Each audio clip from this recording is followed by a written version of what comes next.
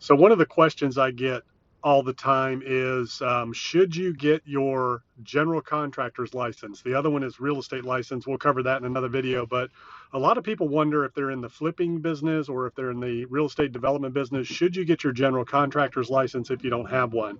So, that is a business in and of itself. So you have to decide, number one, what's your background experience? Do you have the skills? Construction is risky. There's a learning curve. It requires very specific expertise and skills. And, it takes a long time to know how to make money in construction and know how to be efficient. And, you can't just go out and do any type of building. Big commercial buildings require a different skill set than building a house from ground up, which requires a different skill set than doing a renovation. So, number one, you got to understand it's a learning curve. It requires, it's a relationship business, so you need networks of your suppliers and vendors and subcontractors. You need to really know what you're doing. You got to be able to find good people to manage projects for you.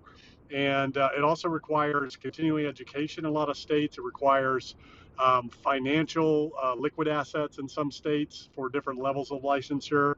It requires insurance, which is not cheap, workman's comp, general liability, which can cost you, up to $10,000 to $12,000 a year, depending on what you're doing.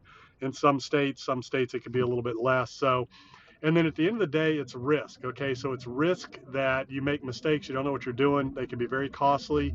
You have to warranty the work. In some states, it's a year for cosmetic, 10 years for structural. So any issues, any warranty issues, any leaks, any mold, anything like that can come back on you.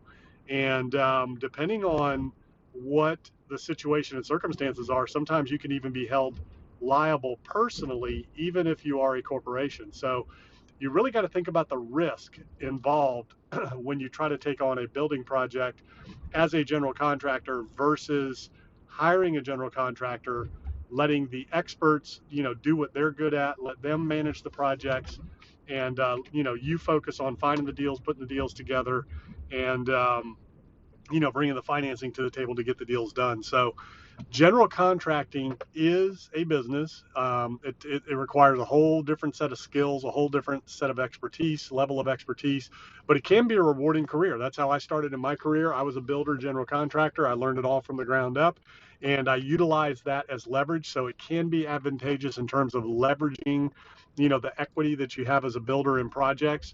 You can hire your building company to do projects for you so that you can capture some upside along the way. But again, you got to really know what you're doing. You got to have the right team, right level of skills, and make sure you understand cost, time frames, risk, and do that risk reward calculation.